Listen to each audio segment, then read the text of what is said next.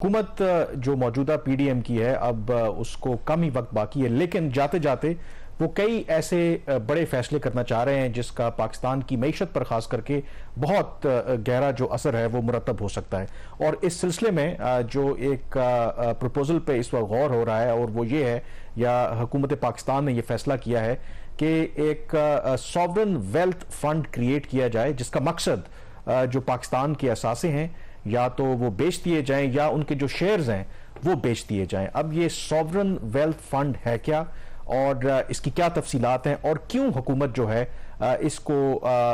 हंगामी बुनियादों पर परसू करना चाहती है, दो कि अब क्योंकि इनके पास वक्त भी कम है, ये भी हो सकता था कि इलेक्शन के बाद जो नई हुकूमत आए वो इस अहम मुद्दे के ऊपर फैसला करे, लेकिन ये गवर्नमेंट क्यों ये फैसला करना चाहती है और इसकी क्या तफसीलात हैं, इस पर बात करेंगे। तो शहबाज,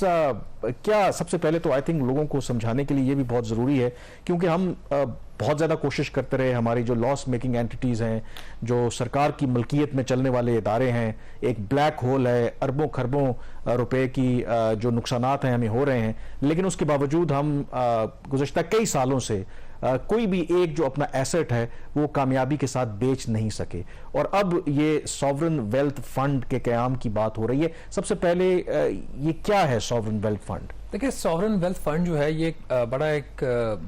ब्रॉड एक कॉन्सेप्ट है और इसकी बहुत ज़्यादा इम्प्लीमेंटेशन इसके ऊपर हो रही है दुनिया भर के ममालिक में, ख़ासतौर पर डेवलप्ड कंट्रीज़ में इसके ऊपर ज़्यादा फोकस है। डेवलपिंग कंट्रीज़ में भी ये चीज़ रुझान पकड़ रही है। इसमें आप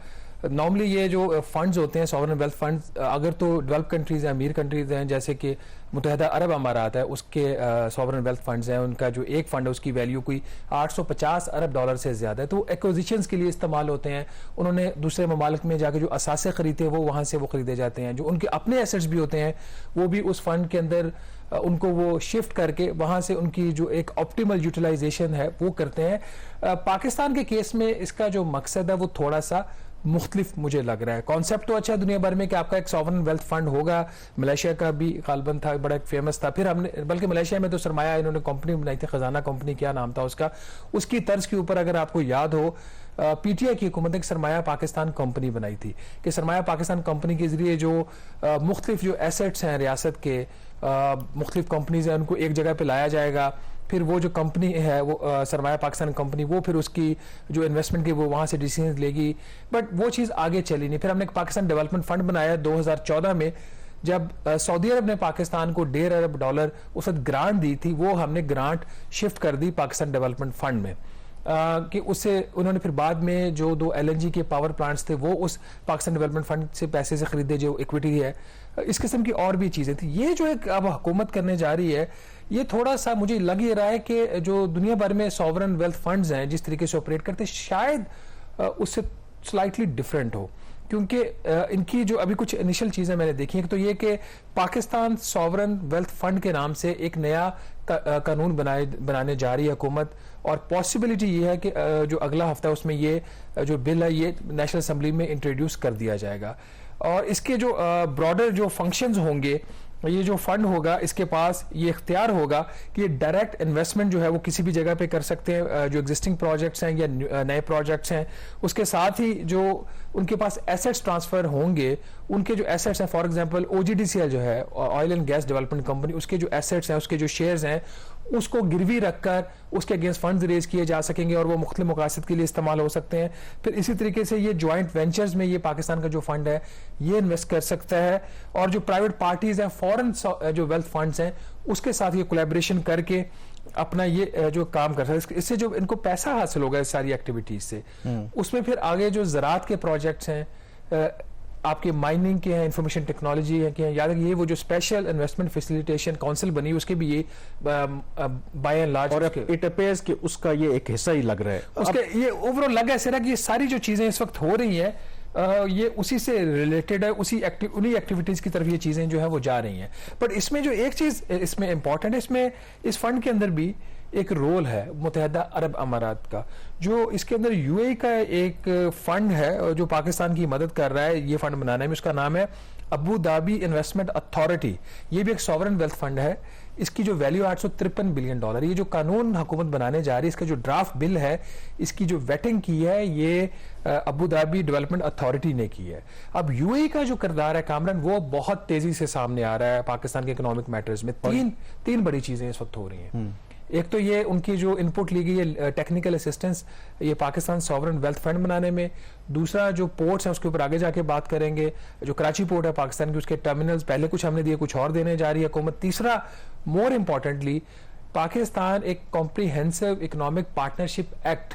एक साइन करने जा रहा है, kind of free trade agreement, लेकिन ये ज्यादा ब्रॉडर होगा अपने कॉन्सेप्ट के अंदर। दुबई के साथ, मुत्तहिदा अरब अमारात के साथ वो एक चीज हो रही है। तो ये एक क्रिटिकल चीज यहाँ पे आ रही है। मैं खबर आपके साथ शेयर करता हूँ। ये जो सारी बात हो रही है, वैसे तो जनरल बाजवा जो हैं अब आर्मी चीफ नहीं रहे,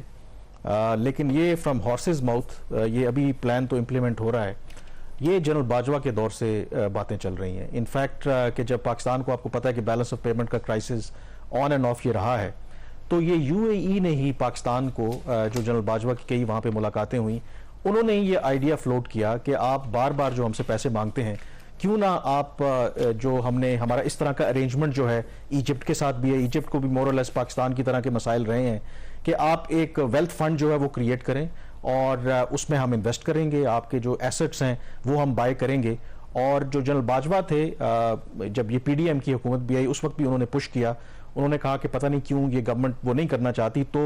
ये जो प्लान है, जनरल बाजवा डॉक्ट्रिन कह लें, या जनरल बाजवा का जो प्लान है, वो मैं हैरान हूं कि पीडीएम की हुकूमत ने फाइनली उसको अडॉप्ट कर लिया। और ये नेगोशिएशंस जो हैं ये उस वक्त से चल रही हैं। और इवन कि ये जो वेल्थ फंड की आप बात कर रहे हैं, इसी हफ्ते आप देखें कि तुर्की के सदर ने यूएई का दौरा किया, $50 अरब के वहां पर उनके मुआहदों पर दस्तखत हुए हैं। और अगेन एक और फंड है अबू धाबी वेल्थ फंड, वो उसमें मरकजी किरदार अदा कर रहा है। तो ये यूएई का और इवन के बाकी भी जो गल्फ कंट्रीज हैं, पोस्ट कोविड जो उनको बहुत ज्यादा प्रॉफिट हुआ है ऑयल की वजह से, मसलन अरामको जो है वो कहते हैं कि 2022 में सिर्फ खालिसतन उनको $161 बिलियन का मुनाफा हुआ है। अब पाकिस्तान के टोटल कर्जे कितने हैं बैरूनी, शायद कोई 123 जी, $161 बिलियन का उनको सिर्फ मुनाफा हुआ है, और पैसा उनके पास बहुत ज्यादा है, तो वो इन्वेस्ट करना चाहते हैं बाकी दुनिया में। तो ये उन्हीं का ही आइडिया है, और इसी वजह से यूएई जो है, आप कह रहे हैं कि इतना इंटरेस्ट रेट है, तो ये सारा गेम प्लान या जो भी प्लान है,